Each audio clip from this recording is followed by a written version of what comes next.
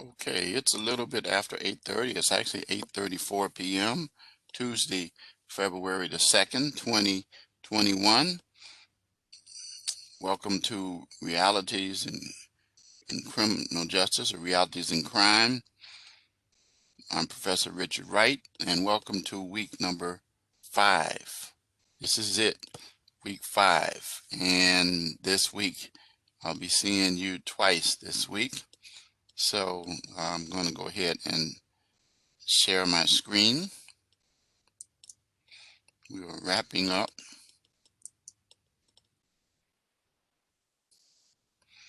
Okay. So there's my Adversity Springboard Success video.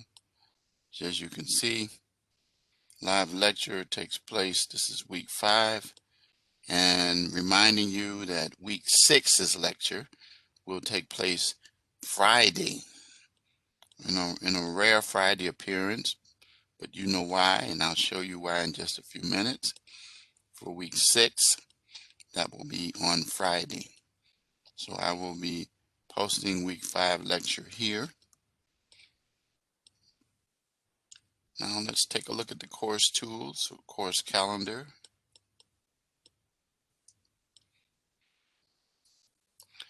And you can see right here that your reading assignment, which involves Trayvon Martin trial, the media, the jury, and high-profile defendant, a defense perspective on the media circus.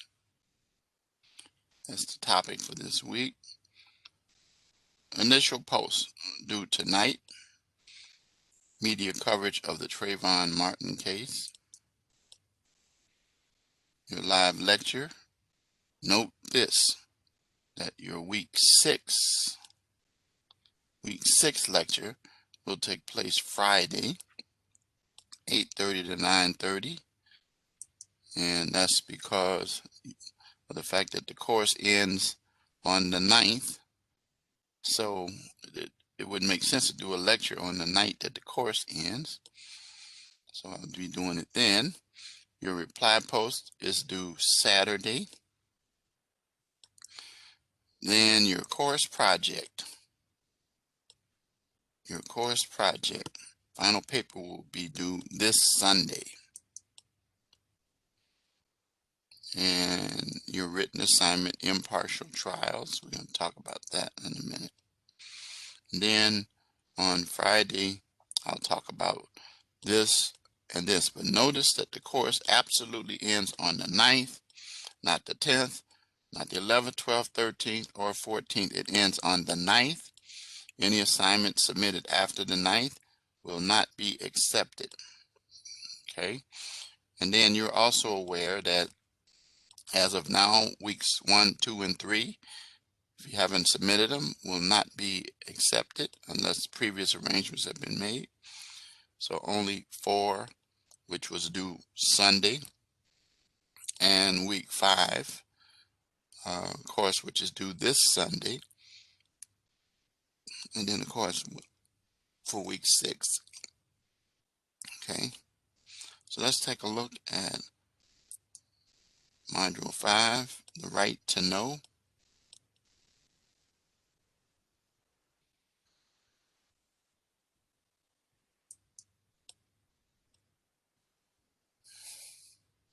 So you have written assignment, impartial trials. So you read this article, the betrayal of the First Amendment's purpose.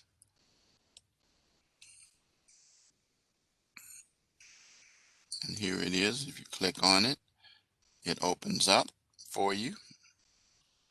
Glad to see that, because sometimes links don't work. So after reading this article, you're going to write a 1 to 2 page paper addressing these 4 issues. Okay, the question involves, when media broadcasts a live criminal case, how does it affect a defendant's Sixth Amendment right to an impartial trial? And then when a jury or of your peers is selected? Does the media coverage given to jurors help determine the outcome of the case? Why or why not?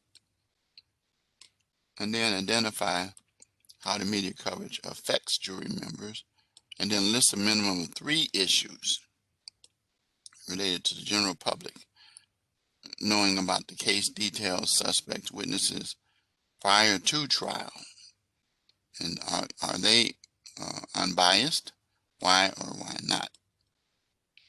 So it's APA format. Remember, it is a cover page, Romans 12.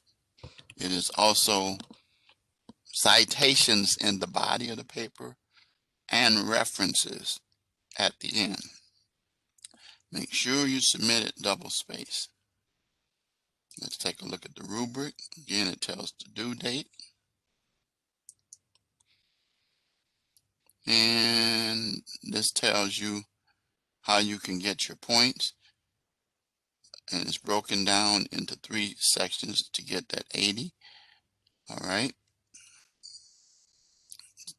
3 areas that you have to answer questions. Include a list of these 3 issues related to the general public knowing about the case as well. And then make sure it satisfies the 1 to 2 page minimum requirement length. Run your papers through Grammarly, because if I get over 25%, you're going to lose points for that. You're going to lose those number of points. So if it's 26 and above, you'll lose 26% of your grade. Citations and references, as I said, APA. No Wikipedia or generic sources. And that's it. Any questions about the written assignment? Type yes or no in the chat box. Okay. Alrighty. It's pretty clear. And then the next thing we have is your discussion post concerning media coverage of the Trayvon Martin case. After reviewing the Trayvon Martin trial, explain how you feel the media influenced the opinions of Zimmerman. Also explain how you feel the media influenced public opinions of Martin. And what were the pros and cons of the media coverage. And you know your initial post is due tonight. And you know your reply post is due Saturday night. So then finally we get to the course project. By now you should have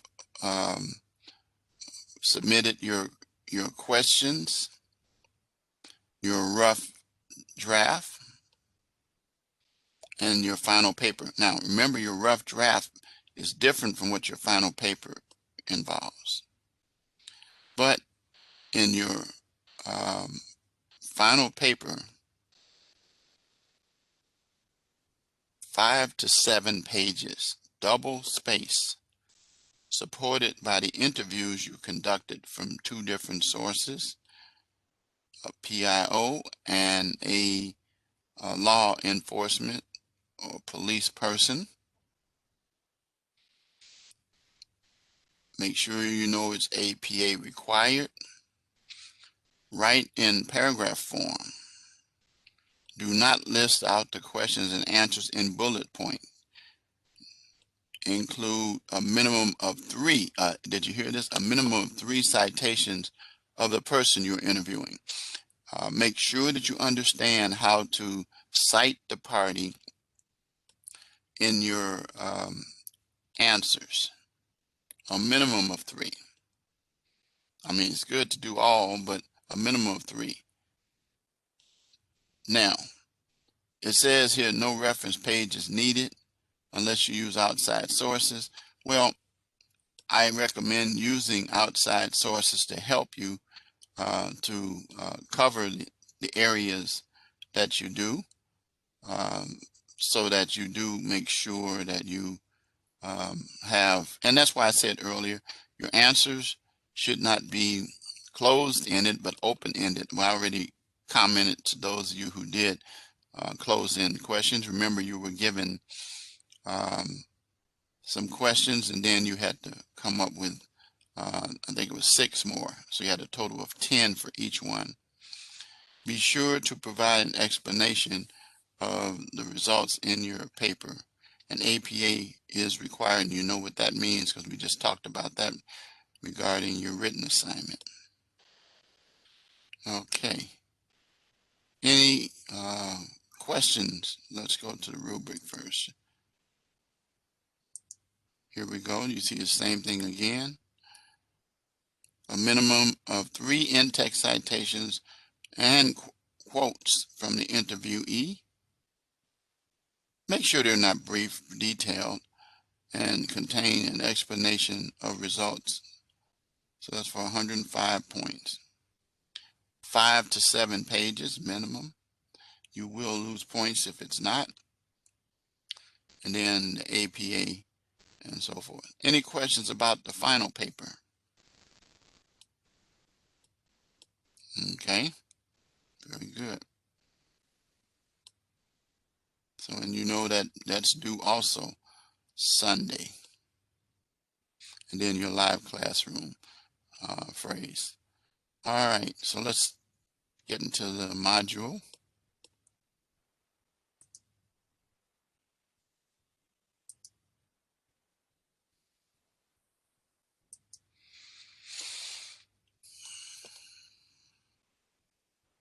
So your reading involved the Trayvon Martin trial, the media and jury, and the high-profile defendant. Okay. Now, media and active investigations. We're going to talk about that right now. All right, so you should be aware that the public has a right to know what is going on in a criminal trial. And so the media has the job of reporting that information, but should do so in a responsible manner. So the U.S. Constitution gives the public, the media, the right to report, and the citizens or individuals who are involved in the case, especially defendants, have a right to a fair and unbiased jury trial of their peers, and are supposed to be, listen to me, supposed to be presumed innocent until proven guilty. However, I tell my students all the time that that's the theory of the way it's supposed to work. But in reality, this little mind up here tells many people that people are guilty until proven innocent. That's the mindset that often people have. And they draw conclusions. But in that court of law, before the trier of fact, whether it's the jury, and in this case we're talking about jurors, then an order judge that the trier of fact should not have any conclusions prior to the evidence that is presented, which takes place between the opening statements and the closing statements, and what is introduced from the witness stand and or exhibits that are duly marked as exhibits in a trial, or the words that come out of the witness's mouth, whether they're the defendant or a complaining witness or anyone else, eyewitnesses, specialists, or individuals who are experts that may testify as well. So there is a balance that must take place between the right to know of the First Amendment and the right to a fair trial, which is constitutionally guaranteed if you look at the Sixth Amendment. And so we don't want the media to unduly report. There was a famous case that I know of that was reported in the media, and it involved a doctor by the name of Sam Shepard. And you can actually Google it and you'll learn about it, but here's how it went. Um, he was actually charged with murdering his wife, and in fact they did a TV show, Petrocelli, and they did I think a movie about it. And in this instance, the media coverage just got out of hand. It was like a circus, and the media was so overwhelming that it resulted in the unjust conviction of Dr. Sam Shepard of the murder of his wife. However, on appeal, and it went all the way to the to the U.S. Supreme Court, and it was reversed. And I'm going to, let's see, pull up something about it. Yeah, Sam Shepard. He was a neurosurgeon. He was exonerated in 1966 after having been convicted of the murder of his wife of 1954. And like I said, the case was extremely controversial, and it's known as one of the famous trials. So it laid out the foundation for things that were utilized to determine whether or not a trial went beyond the rights. And by the way, Sam Shepard, there's an actor, but this one was Sam Shepard, Sheppard. And so it is a very, very controversial issue that demonstrated the dangers of when the media can get excessive in terms of their information. Some people have said that the O.J. Simpson case being tried in the media was determined by the media coverage. I have said this before, and we discussed this, I think, in this class, I think one of our weeks before, about the O.J. Simpson case, which I had a lot of knowledge of because I reported on it for 3 radio stations, that it wasn't the media coverage that created an issue for the prosecution. It wasn't even the sympathies of a divided nation where there were people who believed OJ did it, and to this day there are people who don't like OJ because he was acquitted. However, you have to pay close attention to those facts that the law enforcement individuals botched the case in their investigation. So it wasn't exactly media coverage that did it.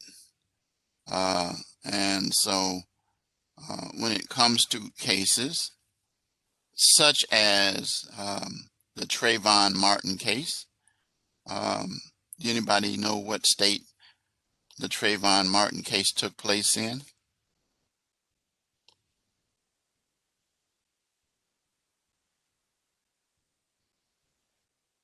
You know what state?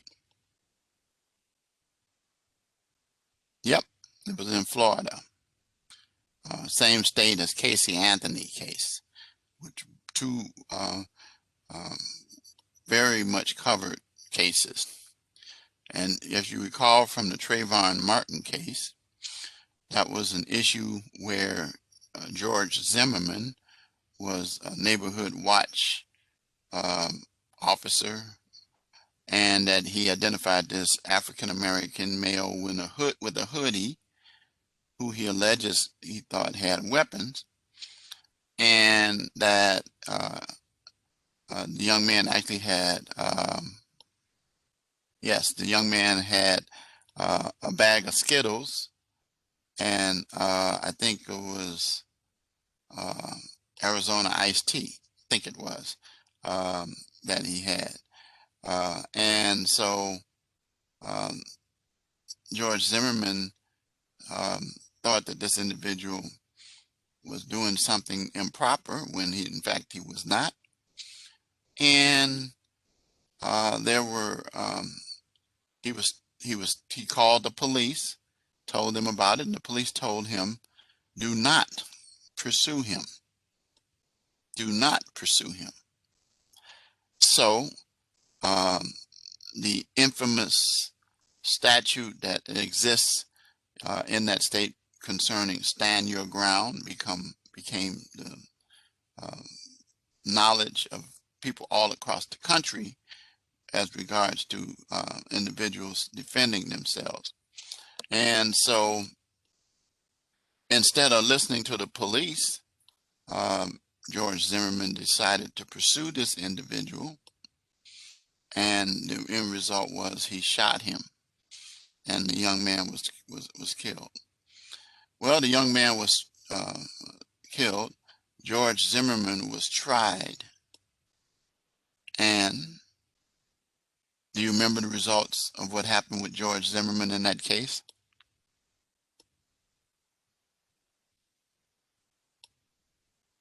What happened? He was acquitted.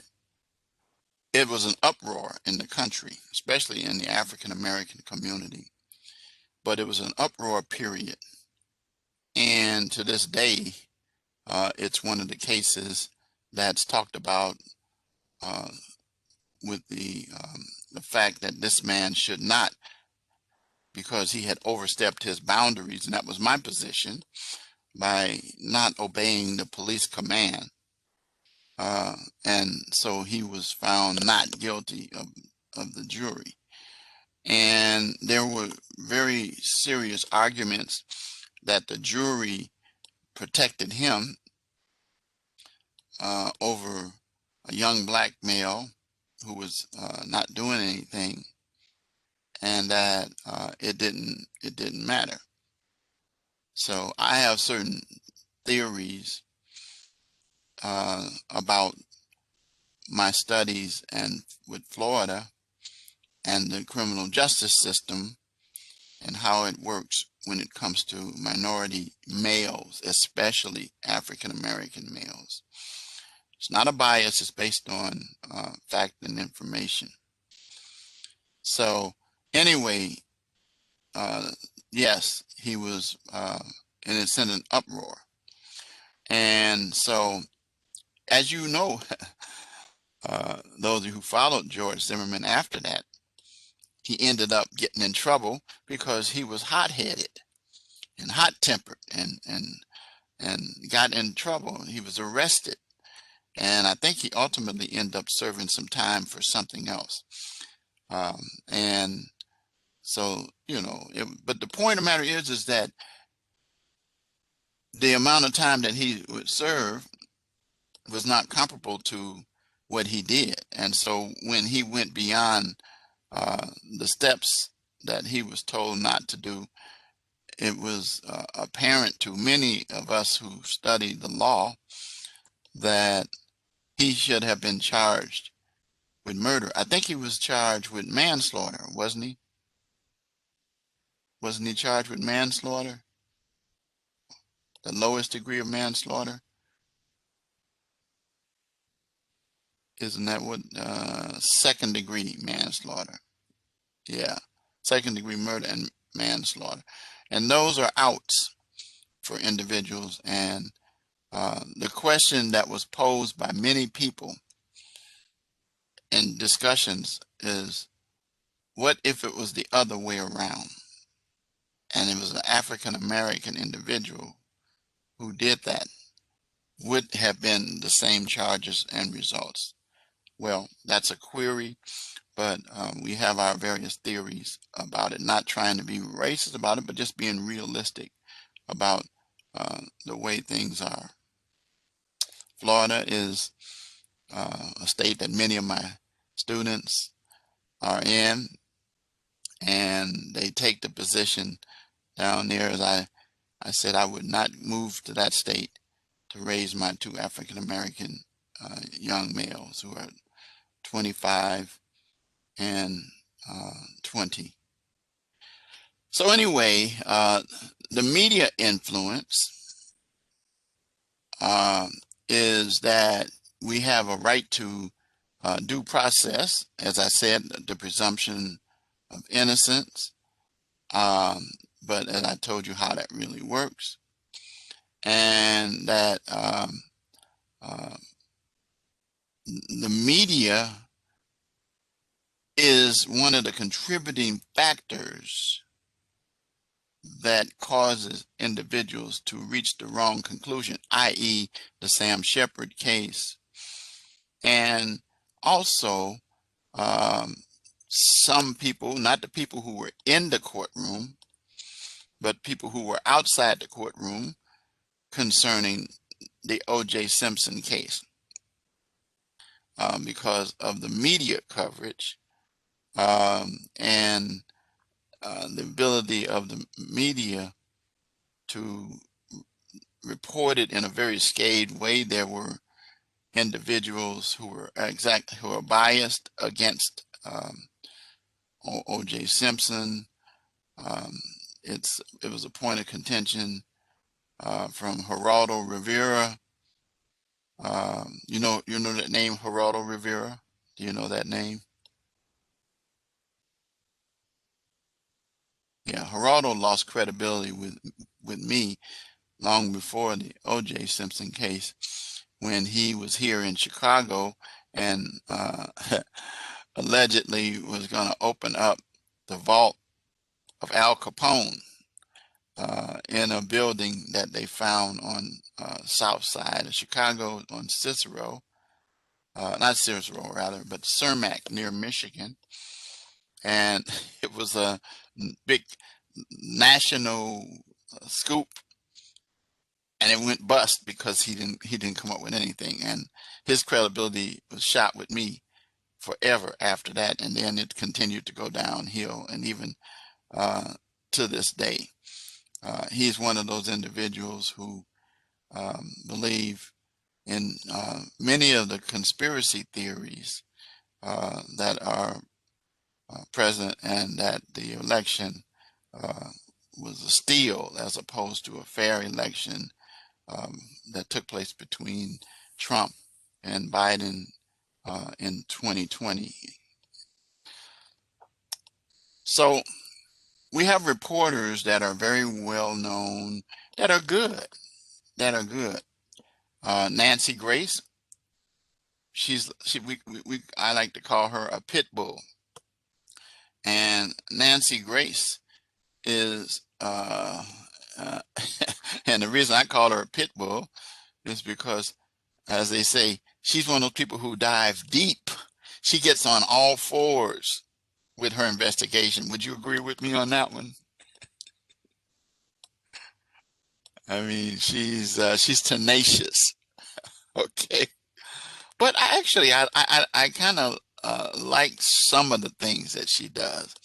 But you know what I don't like, though, is people like that will sometimes get carried away in situations without um, giving an individual a chance to have a fair trial.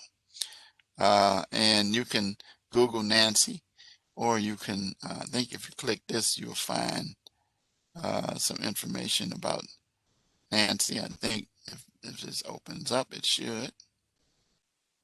And here it comes.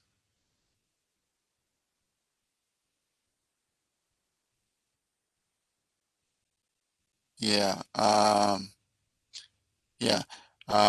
Dealing with, like, for example, Scott Peterson, the man who's alleged to have killed his wife, and the late Larry King, who I so dearly enjoyed. Oh my God, I loved Larry King's show. And so Nancy, yeah, he was a class act. And as we know, he just passed recently from COVID complications, which is kind of interesting. I have a whole lot of trouble with what's happening with COVID and how it's taken away people that are octogenarians, and people in their 90s that probably could live even to the hundreds. But you see this man right here, I'm 70 years old. I'll be 71. People still don't believe that I'm that old. Well, when my bones crack, I know I am. I take it slow and go, you know. So I'm still waiting for my shot, though. Hopefully they'll have the in Illinois, you know. So have you got your shot,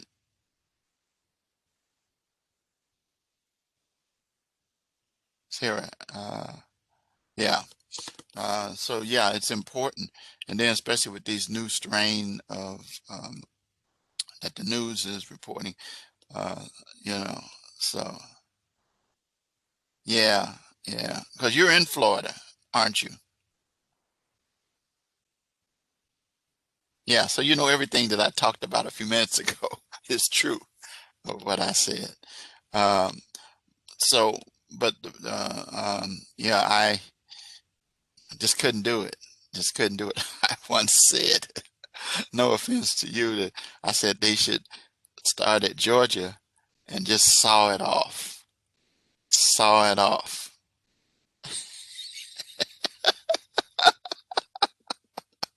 But you know, I also say that about California, and I got family down there in both places. Oh God, I equate California, I mean not California, Florida to Italy. You know, the boot that sticks out. This is the three-sided peninsula. Uh, anyway, all the way down to the Keys. You know, so which is very interesting where those bridges are. I've never been that far south. I've been to Orlando. Yeah, it is. It is. Yeah. I think was he in the Tampa area? Where was Trayvon? Jacksonville. Yeah, yeah, yeah, yeah, yeah. And you know, you find areas where all kind of things are happening. So anyway, the um, Nancy Grace was on the show, and you know there are various topics that are discussed there.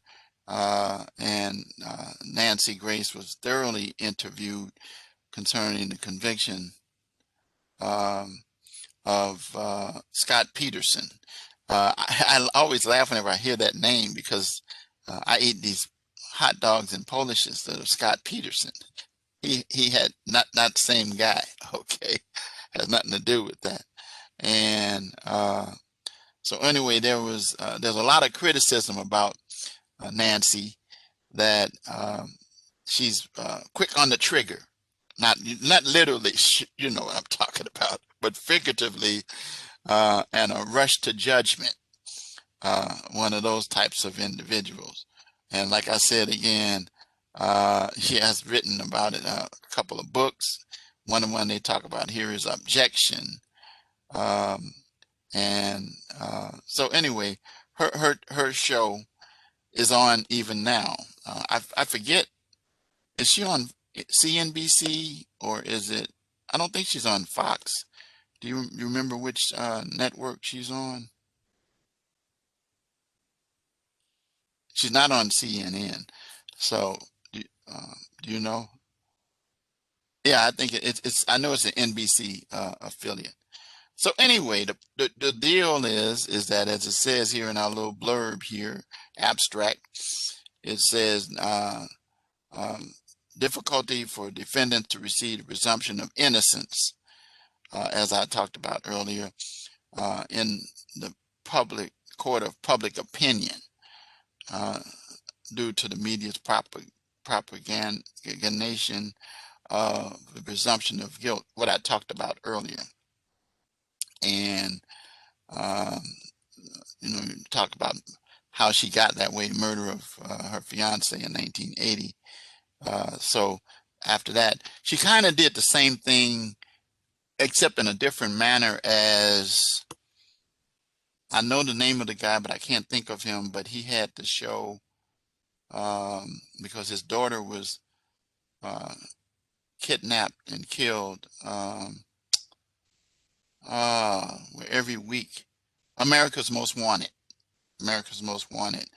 And I forgot the name of the guy that was behind that, but he got started because of his daughter um, being killed uh, after she was kidnapped. John Walsh, thank you. Yeah. So, but he wasn't a Nancy Grace type. He was more of a help the public to find individuals. America's Most Wanted. He kind of worked hand in hand with the Federal Bureau of Investigation with America's Most Wanted and so forth. I used to love that show. I used to watch that show. Um, so anyway, you can check out that, and then you can get the full text by clicking over here if you want. And then but anyway, the bottom line is that as we go back into the classroom, okay, let me close that, do it that way. As we go back, um, the public is intrigued by individuals like Nancy Grace, who report cases. I think she's kind of involved in, and they haven't identified anyone yet who committed the crime, but and you may have heard about it, the two young ladies who were um, murdered in Indiana um, by the tracks by an individual that they only had his voice and they had some semblance of him. And I thought that Nancy would be involved with that, but the reason why she is not is because it hasn't been solved, and they will eventually solve that. Um, as I shared in um, my contemporary issues in criminal justice class last night, that because the DNA that's involved will eventually help resolve cases. So anyway, sensationalism, people spend time attracted to wrongdoings and challenges to our system. And the media, you know, like for example, I love CNN. I watch CNN all the time. Uh, and the reason why I do is because they do something that is very dear to my heart.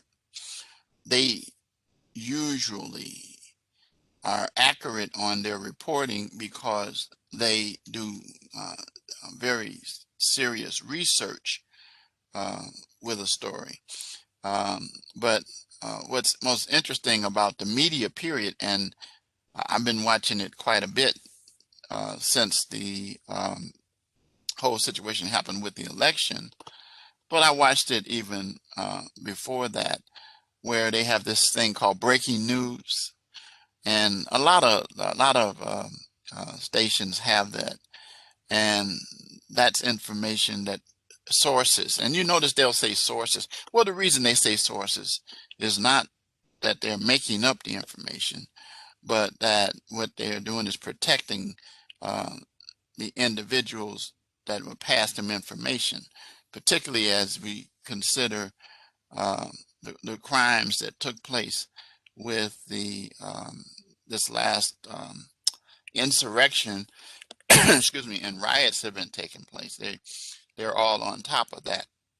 So anyway, we've come to the point as people that we couldn't make it without the media, and media attention is very, very, very important. My wife thinks there's something wrong with me because I spend hours watching individuals like Mario Cuomo, Don Lemon, Anderson Cooper, um, uh, just to name a few on there. I like Laura Coates, uh, Rachel Maddow. She's on CNBC. I like her. I like her a lot. I don't know anybody on Fox that I like. I I got a few friends that are Floridians. In fact, I got one that I will leave his name out, but he has something to do with our school, and he's a Floridian, and he's a big Fox person, and he's also known as, quote, a Trumplican, or as uh, Mario Cuomo calls it, re-Trumplican, So, uh, but anyway, uh, good people, you got to base your information on facts, and you got to have evidence and proof. I've been paying close attention to what's been going on in the impending impeachment trial, where Mr. Trump lost all 5 of his lawyers because they weren't going to go into court and represent him and lose their license with a lie. Well, he got 2 other attorneys that they're going to try to do an end around on it, but they're going to get slam dunked on this one. I think, unfortunately, there are people who are afraid of the fella. Yeah, because he's a resident of your state now, Sarah. Yeah, but they're trying to get him out of Mar-a-Lago and Palm Beach. They don't want him down there. So he can't go back to New York because they're waiting to nail him, regardless of the outcome. There's the Attorney General Letitia, um, what's her last name? James, Letitia James. Uh, she's waiting with state cases for all of those guys, including the former mayor. You know who that is, right? The former mayor of New York City. Um, I don't call him a distinguished jurist either, lawyer, because I'd be wondering what law school this guy went to, him and Sidney Powell. So, but anyway, I digress on that. But the point of the matter is what I'm saying is that the media has a responsibility to let us know about what's going on. But I'm very concerned that there are people um, who see what's going on. You got a Florida senator there. Is it? Let's see. Who's? Is it Marco Rubio? Is this from Florida, or is it no Ted? Or is it Ted Cruz? Which one? One's from Texas. Uh, Rubio. Yeah, yeah. I thought Cruz was Texas. Yeah, but anyway, I have issues with that state too, as well. But yeah, Marco. Isn't it funny though? I mean, how uh, Trump talks about both of those guys and gives them nicknames, and then they become his allies. Okay, you can't help it. Yeah, you can't help but sit down and up and laugh. Somebody says, "Oh, you're a definite Democrat." Well, no, I'm an independent. I'm kind of like Bernie, but I am for social justice. I just am. I'm not going to apologize for it. I'm a person who believes in social justice, equality, and I believe in fundamental fairness for all, regardless of race, creed, sex, national origin. That's why I'm involved in Rasmussen College's. Yep. Well, you have to because you got that first name. I told you about that. My mom, my late mom. Excuse me. But anyway, um, it's important that people understand that you should not like and you should discriminate against anybody who, when you cut them and their blood doesn't come out red, then you should. I don't like them people. So, and America doesn't have monopoly on red blood, by the way. Uh, I bet if you cut even Putin, he has red blood. I don't know, maybe not. Okay. All right, Professor Wright, back on track here. So anyway, the point of the matter is that the media plays an important role, but has to be responsible and needs to be the information that they need to gather needs to be based on not sensationalism, but fact. Evidence matters. Evidence matters. Back to the president, I can't help it.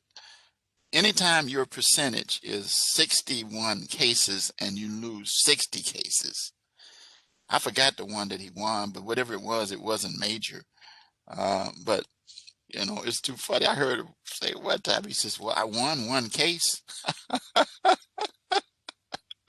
If you have a batting average and you win, you know, you bat 3 times, 10 times, and you get one hit, and that's it, you would probably be sent to the minors. You know, the point of the matter is that we want to, you know, I tell my colleagues, I said I was blessed to have a 90 percentile not guilty in jury verdicts. So I know how to connect with people, as all of my students already know that. And then I'm a people person. So anyway, one of these days, somebody said, you should have one of those type of shows. I said, well, I don't know. But one of my favorite people on CNN also is Laura Coates. She's a black female who was actually a federal prosecutor, and she sits in for Don Lemon, who I thoroughly enjoy. In fact, I can't wait. He wrote a book.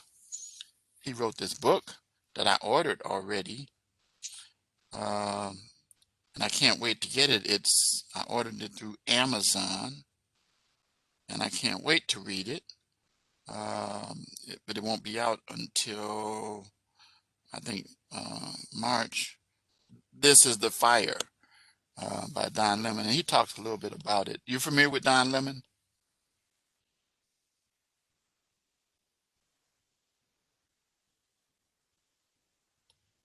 Just the name. Well, yeah, he's on CNN. He's one of the regulars. In fact, I think he's on now. Because what they do at CNN with those guys is they run their Anderson Cooper, Mario Cuomo, and Don Lemon. They run their shows and then they rerun them until 3 in the morning. Um, Cycle them, and so if you don't catch them the first time, you catch them later. And lately, I've been catching them later. But anyway, Laura sits in for him a lot of times. But his book, This is the Fire, I'm looking forward to it because I've listened to some of the things that he said are going to be in there. And him being part of media. Um, Media individuals can be tenacious, as I said about Nancy, but if their information is balanced off with fact, I have no problem with them. I just don't like the rush to judgment type thing. Yeah, you gotta do your due diligence, I think, before you put it out. So, all right. So we're going to conclude with how the media reporting affects investigations. So it talks about here, it says that the impact of the media on law enforcement can be either good or bad. And like considering a missing child, and it's all over the place. And share with individuals. And you guys are familiar with the Amber Alert, that whenever a child is missing, um, it goes nationwide. and it helps individuals to find missing children. I know that before the Amber Alert and for years and years, we associated trying to find missing children with milk cartons. And you remember that? Uh, that being on milk cartons. Yeah, you still see it every once in a while. So anyway, um, the public given information to help law enforcement uh, to find children is awesome. I think it's good, especially when we're dealing with this uh, sex trafficking. And I'm not talking about the sex trafficking, that QAnon, that Q, the 17th letter of the alphabet. I'm gonna just tell you like it is. That's like like Santa Claus. Q is like Santa Claus, and there are people who say Q told them to do it. I remember there was a comedian years ago who's passed on. His name was Flip Wilson. You're probably too young to ever remember that name, but he used to have a TV show, and he had a line that was famous that said, "The devil made me do it," uh, which I reject as a pastor telling my members, you know. But anyway, the truth of the matter is that um, individuals find themselves responding to wacky situations like that. And I very rarely do stuff like this, but I'm about to say it, that um, that Marjorie Green person,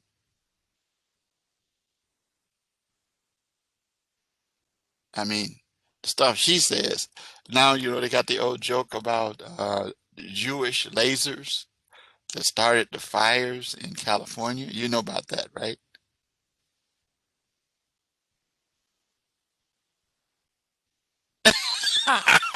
Yeah.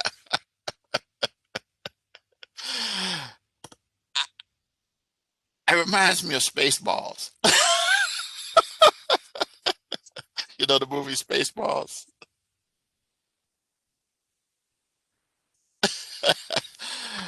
Yeah, it's just Jimmy Kimmel was the one who really has me cracking up about that one, though, talking about that. But I always tell people, I says, I missed that one. I was raised as a kid in a big Jewish law firm, one of my first jobs. I talk about that in my life story. And I had, you know, I used to attend bar mitzvahs and uh, all kinds of events. But just don't invite me to the brisk. I didn't want to go to that, but that's a whole nother discussion. But the point of the matter is, I knew the culture. I had a yarmulke. I knew about Yom Kippur and Rosh Hashanah and all of that. But I missed the the Jewish lasers. They didn't tell me about that. I don't know. And that was a secret that, uh, anyway, she invented that. She invented that. So, and also a plane didn't crash into the Pentagon, and that the whole September 11th issue was staged. What the? Anyway, yeah, I'm started for you, Sarah. So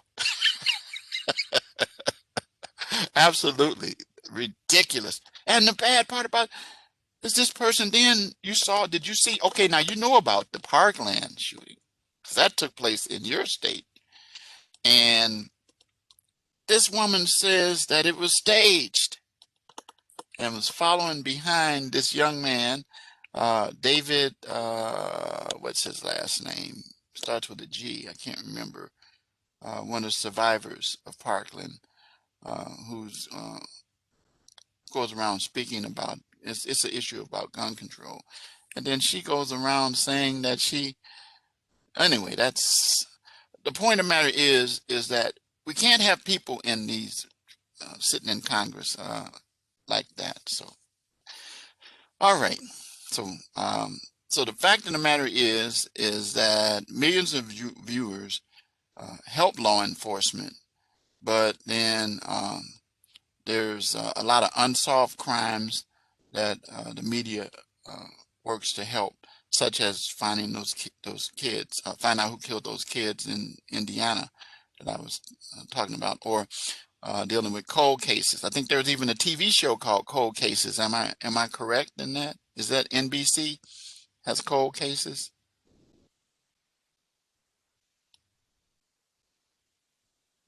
Yeah. Um, then you may have heard about one of the cold cases we had here in Illinois that involved the Brown's Chicken Massacre. Did you ever hear about that one?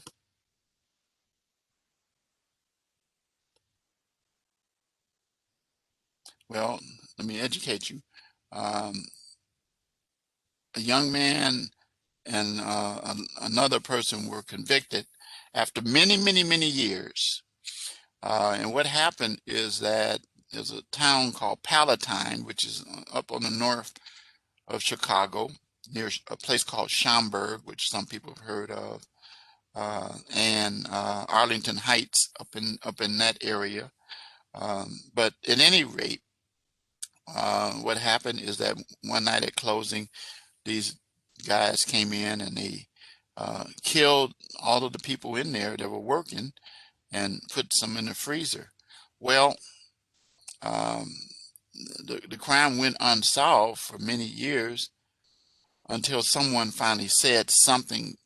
People are always going to talk, and they're going to talk about uh, what happened, and they matched up the statements with an individual, and what nailed the individual was corroborative evidence. Just making statements alone is not usually sufficient, and even in a court of law, you need some corroboration.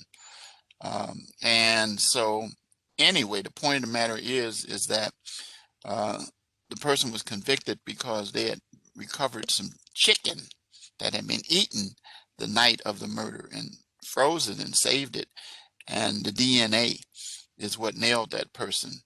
Uh, yeah, yeah, check it out. It's called the Brown's Chicken Massacre in Illinois, and you can Google it and you'll find it. There are those kinds of cases. On the other side, the media can hurt investigations. If you read the article, Polygraph Keys versus Publicity. Um, I, as a lawyer, we don't like polygraph tests. They're called lie detector tests, but my professor used to hate that. Uh, uh, you've heard me talk about my professor that I had, Fred Enbow, regarding the interrogation techniques that were used in the Miranda case. Yeah, well, he wrote a book with the same guy, John Reed, called Interrogation Confessions, but he'd had another book on John Reed was big with polygraphs. He was here in Chicago, and polygraphs. I never had a client that I subjected to a polygraph because the answers are not based upon lies, but you can be nervous and be asked a question, even as simple as your name, and it will say, you're lying, but it's actually your name, but it's based on impulse. And so there are times when people says, have the person take a polygraph test. No, no, we ain't doing that in those kind of situations. And so those kind of things can really mess a person up big time, big time. Sometimes employers would use them, but there are some issues with that because of the um, ability of these polygraph tests to, as they say, they used to call them lie detectors, but they started calling them polygraph because it was made clear that they didn't really detect lies very well. So, you know, like you're looking at shows like one of my former law school colleagues, which wasn't during the period I was there, but he came later, who used the polygraph test a lot on his show, along with Maury, who uses now the DNA and using stuff like the paternity test. But Jerry Springer, who is a lawyer, you know that. Have I ever talked about that?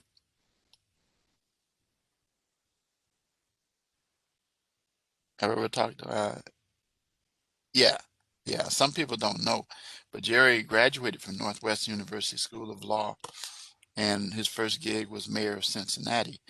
But then he went showbiz route, and people were criticizing him. But Jerry counts his money all the way to the bank, and he doesn't force people to give him information. Yeah. It originated here in Chicago, but it went nationwide. Now he's on TV again as Judge Jerry. Have you seen that? Yeah, a lot of people laughed about that. We had a well-known reporter who I respect a great deal, who was an investigative reporter, Carol Marine, who was with NBC Chicago, who she resigned because Jerry was turned into a media reporter. She says, he's not a media reporter, he's an entertainer. And she, with her credibility, you know that the media reporters have their code of conduct as well. A lot of people don't realize that, but they do. And I have a lot of friends in media because I've worked with media a whole lot myself. So anyway, consider as we wrap up, because we're a little over, but a good lead on a criminal offense that is active, such as the Watergate scandal, provided a lot of information, and the media kept us advised about what was going on. And there's information that is revealed such as shoe prints, uh, weapons, and things like that. Shoe prints. That was one of the issues in the O.J. Simpson case. Of course, you know the famous line that the late Johnny Cochran, uh, and he explained to me and how it worked. It made sense that if the glove don't fit, you must acquit. You remember that? Yes. And it was just common sense, because if you put on a glove that had been dipped in blood, leather shrinks when it gets wet. If you have a snowball fight with your leather gloves, you'll know about that one. And then the other thing is that when you put on gloves that were supposedly involved with blood, you don't put those gloves on with your skin. You put one of those surgical type gloves on under it, and that's going to make it difficult for it to fit as well. So anyway, those kinds of things. So you have to, you know, don't just don't look at just because it's an illustration. But Johnny was good with that kind of stuff. I did all that kind of stuff when I was a lawyer. Um, so anyway, suspects can tamper with the evidence or damage the evidence beyond proof, avoiding police detection, um, such as wearing gloves, the infamous one glove that was found at the scene. The We call it, anytime anyone drops a glove at a crime scene, we always refer to it as the OJ syndrome. Uh, so anyway, police have to be careful about releasing facts. That's why you have who? Who do they use to try to minimize that? Who do the police use? You know the answer to this question. What do they use, or who do they use that speaks for them?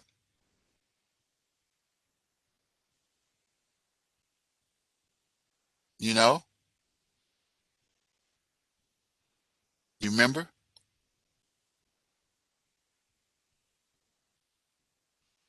Yeah, you do. Because you did part of your project involving one of them.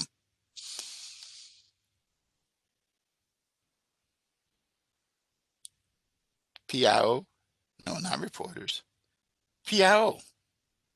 Remember? The public information officer. Yeah, I know. I know. I know. I know. Yeah.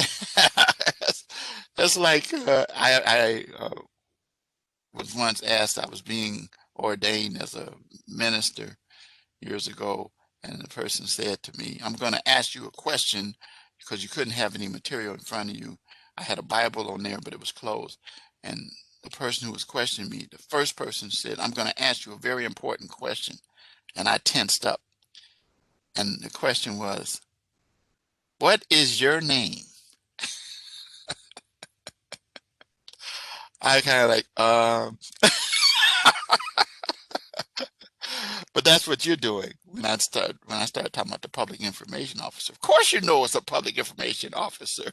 We just got through talking about that about 35 minutes ago, and week one about that. So PIO, yeah, that's why we use they use yeah, I know you were on the spot. That's why we have, let me do this. It's gonna get lighter. I got the bright light on me now. The interrogation light that says, you can't wear sunglasses, but you got this bright light on you and can't see, but they, fire questions at you. You know what I'm talking about. So anyway, concluding, um, it says that police remain cautious about releasing facts and use individuals like the public information officer, and those individuals are trained professionally to not reveal information that would compromise an investigation as well. So it's one that we consider as an issue. So anyway, that's it for tonight. Do you have any questions?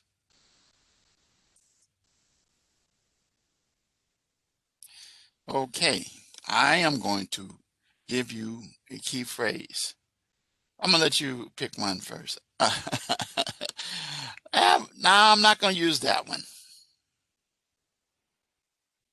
I'm gonna use the overall topic, which is media coverage. That's it. Isn't that the overall discussion of today? Media coverage. Give me that, and you get your points. Well, I'm going to say good night, and I am going to begin working. I'm trying to catch up. I kind of caught up with your class, with getting assignments in. Now I'm working on week 4, and um,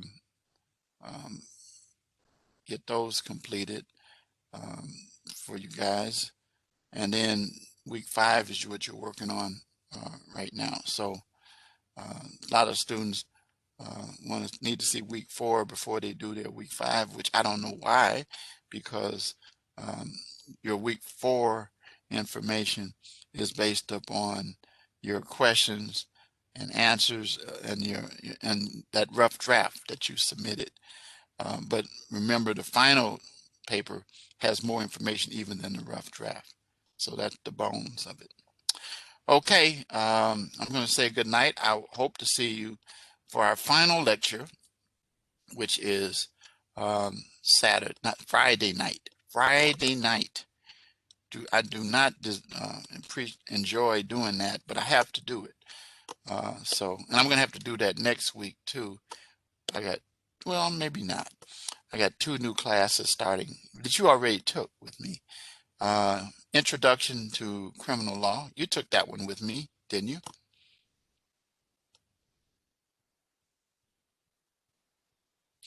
And you also took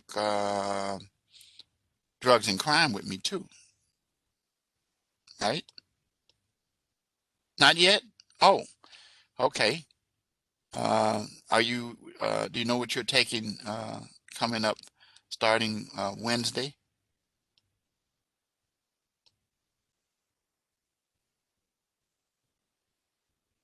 Okay. Uh, if you're going to have me for this term too, it's going to either be Introduction to Criminal Law, which you already had, or it's going to be Drugs and Crime. Though Drugs and Crime that I used to teach is different. They've changed it a little bit. Still a lot of the same information. It's just a little better focused. So um, so you can take a look at that and see uh, what it is. Otherwise, you'll see me further down the road. I think the next time that Drugs and Crime will be offered after this term 2 will be in term 2 of the spring. So, all right, I'm going to say good night. I will see you again on Thursday night. I mean, I keep saying Thursday. Don't come Thursday because you'll be in contemporary issues of criminal justice Friday night.